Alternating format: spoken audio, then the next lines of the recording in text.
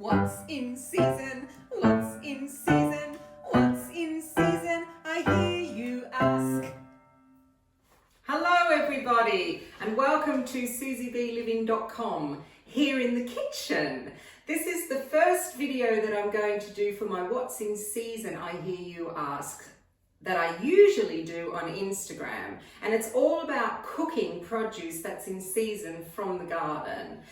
If you follow me on Instagram, fantastic, you've seen that I do a lot of recipes with the hashtag What's in Season I Hear You Ask, and this is just an extra onto that so you can actually see me doing the cooking and that I'm not actually a fraud. So anyhow, the first What's in Season I Hear You Ask on video is I'm going to talk about beetroot, or beets if you're in America. Beetroot, obviously a root. It is also related to chard and spinach, so that means that you can use the tops of the beetroot as well. They're very, very, very delicious, unless of course they get eaten by critters and then you'd have to kind of fight them for the rest of the leaf. But today we're going to be working with the actual root. Now beetroot is a bit of a love-hate for some people. Some people really dislike it and other people really love it. It has a very, very earthy flavour. It's very sweet as well. And that is why today I'm going to make a cake out of it. It teams really, really well with chocolate. Not so well with dried cocoa, but really well with real chocolate. So I'm going to make a beetroot and chocolate cake. Right, step one, preheat your oven. I like using fan on my oven, and that is 160 fan. If you're just using the normal onion oven, just do 180 Celsius. Or if you've got gas mark 4. Now, if you work in Fahrenheit, sorry folks, you're going to have to work that out yourself. Go on, Mr. Google. I will switch the oven on in a minute, but our oven's actually quite noisy and I don't want it to distract from my voice. So, next step. This step here is very important. This is the tin that we're going to put the cake in. Sometimes in the past I would cut this corner and I would do it later on, and it never really works, so just do it at the beginning. That's why they put it in recipes at the beginning. I have a 22 centimetre spring form tin. That means that the bottom comes out of it. You can use a loaf tin if you'd rather a loaf as well. And then as much as I believe that these are non-stick, I always like to line my tins. And lining paper is quite interesting. You can get it in many, many forms. You can get it already pre-cut for the size for the bottom. But I like to use this stuff. Here we go. Zezazoo, it's called. It's baking parchment that is unbleached and non-stick. And it's fantastic. It comes in long sheets like this. And then I cut them down to size. And any excess I put back in the packet and Bob's your uncle. But I'm sure that you've got lots of ideas with baking parchment, etc. I like to just smear a little bit of salted butter on the inside, and then I do the paper. That's step one. Hello again. This is step number 2. And we are making a chocolate and beetroot cake. So the main 2 ingredients obviously are beetroot and chocolate. What I've got here is 250 grams of peeled raw beetroot. I use the stuff that I had earlier. I like to always weigh my beetroot when it's peeled because I want to get the most amount of beetroot out of it. And then all I've done is peeled it and used a box grater, grated it, and put rubber gloves on because I don't particularly want red hands, but you know, whatever takes your fancy. And then I squeezed all the juice out of the beetroot, all the water out of the beetroot, because beetroot has quite a high water content, and that's why it's really, really good for baking.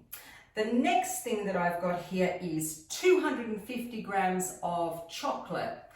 I am using plain chocolate or dark chocolate, And I'm just going to put this on a bain-marie, or that's a fancy term for just a pan with hot water, and this is going to sit over the top, and this is going to melt while I talk to you about, there we are, my preference for chocolate. So a good plain chocolate or a good dark chocolate is usually something that has anything from about 70% cocoa solid upwards. In this particular instance, I had this Godiva chocolate here, and I used that up for some of it, which is a 72% cocoa solid formula. But my favorite is this particular brand, which is called Calebo. It's French. And why I like this, of course it's French, and why I like this, actually it's not, it's Belgian. Oh, that's terrible. Sorry, French and Belgian people. I like this because this has already been tempered, this chocolate. And so then when you melt it again, you get this really lovely glossy look to it. And it has quite a high fat content in it as well. This is a 54.5% cocoa solid, so it's not as dark as this. And so the two together. This was just something that I had extra. So I'm going to wait for this to melt, and then we cool it down, and I'll be back in a second. So while my chocolate is melting on the stove, I am going to start with the first part of the cake. And to make life easier for myself, I have a Kenwood chef. I'm going to use the beating hook on here, which does all the beating of the sugar, etc., etc., etc. If you don't have a Kenwood, don't worry, because you might have one of these guys with the beaters on there. That's fine, use that as well. If you don't have one of those, then you might have a whisk, which will work just as well. And if you don't have one of those, then you've probably got a fork. The only difference is this is going to take 3 minutes, 4 minutes, depending on my eggs, and this will take you a lot longer, but it's all good. So let's go. I'm going to put 3 eggs in here first to start off with. We get our eggs from a fellow that rears his own chickens in our town, and they're absolutely fantastic. But if you don't, and you're getting eggs from the supermarket, etc., get 3 large eggs, okay? Next, I'm going to put in the sugar. Now, the sugar that I'm using is the light muscovado sugar. If you're in America, you're not going to have this type of sugar, but you will have light brown sugar or you will have dark brown sugar. It's fine. It works exactly the same.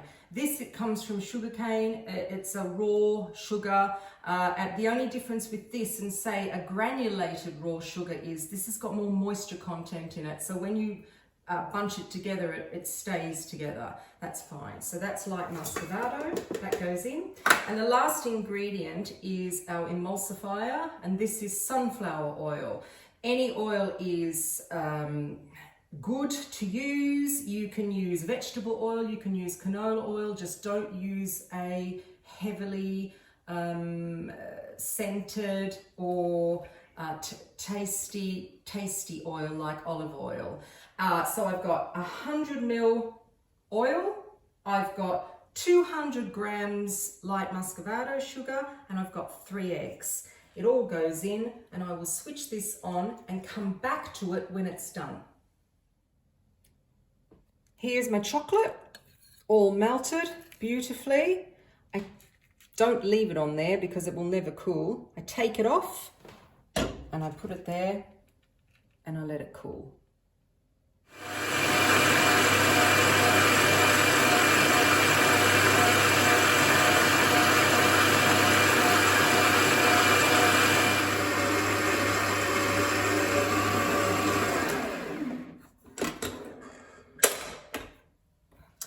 So this has been beating for about 3 to 4 minutes, and this is the consistency that you want. I'm just going to let that drip off for a moment and put mixing. As you can see, the consistency is creamy. It's got bubbles on top. That's what we want. If you don't get that after 3 to 4 minutes, just keep beating. It won't hurt it. Right. So here we are. Last steps. Well, second last step really. We're going to put in, first of all, I want to put some vanilla in. You can use vanilla extract, which is really, really nice. It doesn't really matter what you use. I like to go between vanilla extract and also this is vanilla bean paste.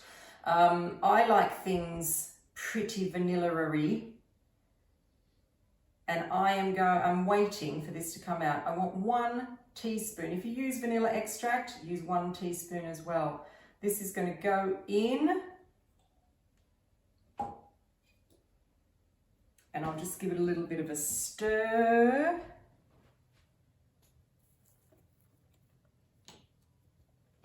That's the first step. So we've just added another liquid really. Now I want to add a very important point. Please sift your flour.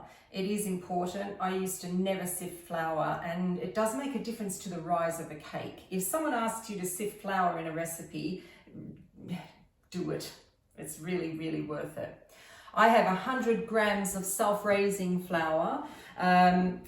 Here in the UK, we have self-raising flour. In America, you have self-raising flour, and in Australia, you have self-raising flour all over the world. The only difference is in America, your self-raising flour doesn't have as much baking powder as we do. So you might want to put another extra 1/4 teaspoon of baking powder in if you want the rise. I actually add baking powder as well, but this is just something for our friends in America.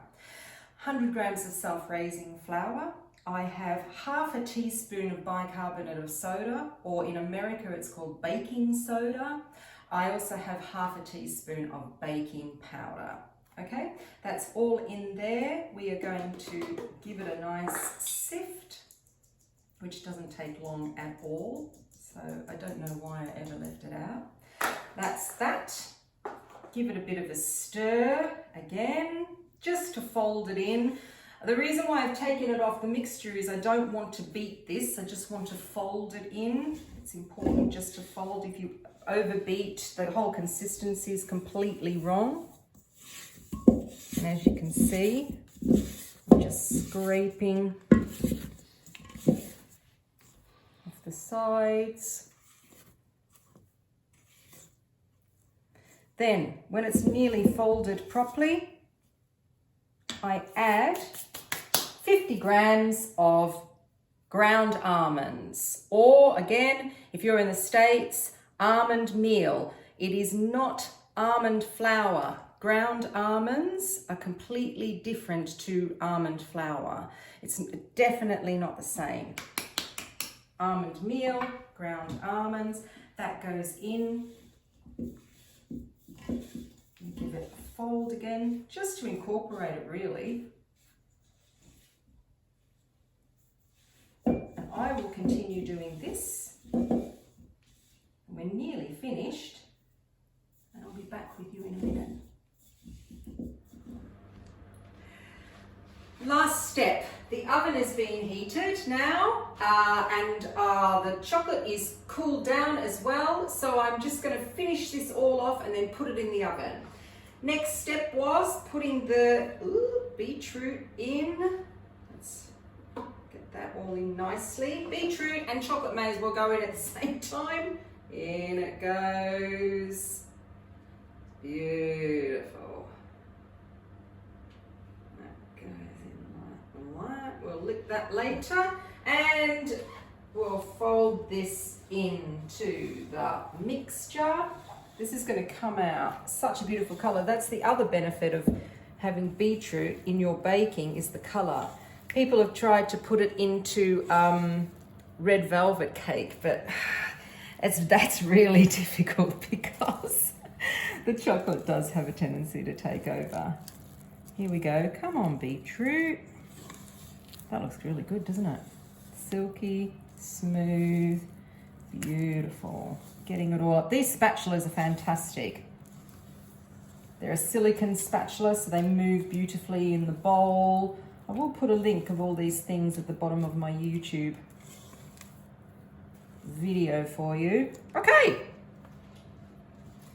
here we go. Into my prepared tin. See, didn't have to faff around with my tin. All done.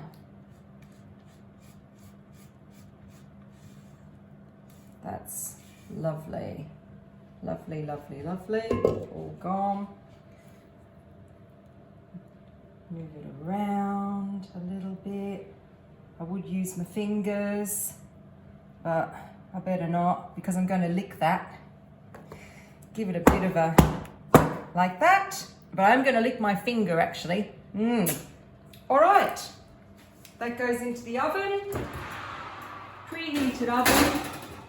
I'm going to bake that in our oven about 50 minutes to an hour. Check it after 50 minutes. It needs to feel springy in the middle. And then if you really want to check it properly, just get a stick. I'll show you afterwards. Thanks.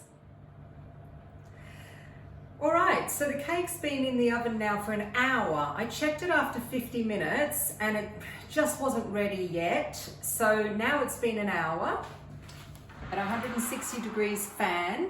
I'm going to take it out and I'll show you how to check it. There are a couple little holes in there already where I checked it earlier. This is just one of those skewers that you put on the barbecue and put your chicken and whatever you put on it.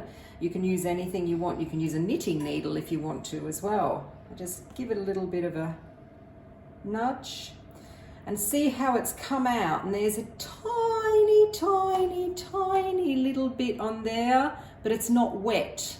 That is absolutely perfect. If it was wet, it would be raw in the center. And if you didn't really have anything on there, it might be a little bit dry. So I'm going to leave this to cool now completely in the tin. And I am going to come back then and make a very nice chocolate icing to finish it off. I've left the cake cool overnight and I've made an icing for the top. Now you don't have to ice it if you don't want to. You can just sprinkle it with icing sugar or just leave it plain if you'd like. But this icing is particularly nice. In here is 150 grams of dark chocolate again that I melted over the hot water. There's also 100 grams of icing sugar and 100 grams of sour cream. And it's left a beautiful, silky, shiny look to this.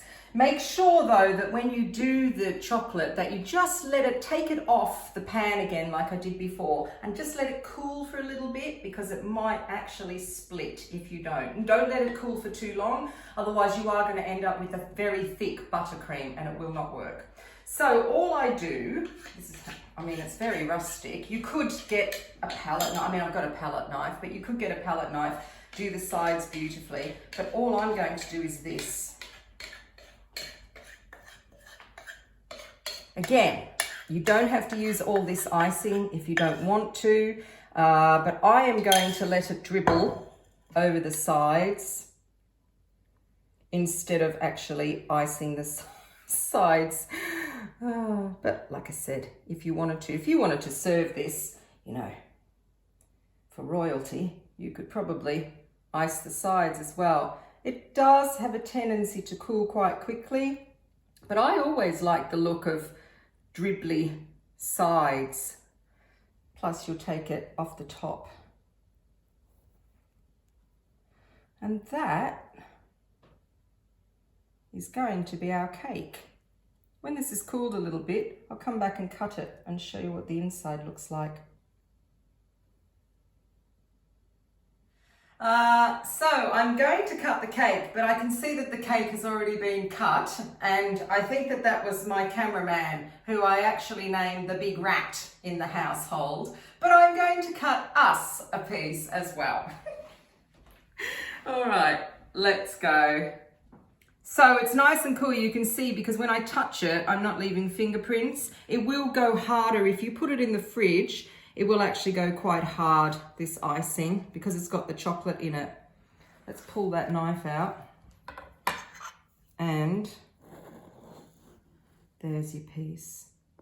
Ooh, you get that, cameraman? Beautiful. It's very, very delicious, very moist. If you want to, you can put some cream over the top. I'm not going to stop you doing anything. Or if you don't want it as sweet, just leave the icing off and just leave it as a cake, because the cake itself is really not hugely sweet. It's the icing that makes it quite sweet. So that's my first video, my first seasonal cooking video.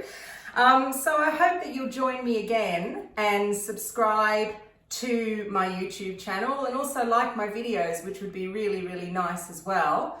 If you want the recipe, the full recipe, it'll be downstairs in the comments downstairs. Well, comments, who knows, but there will be a link for the recipe to my website, susiebliving.com. And I hope that you will join me again, because I will be uploading quite a lot of videos, gardening videos and cooking videos. And my cooking segment is called What's in Season, I hear you ask. What's in season? What's in season?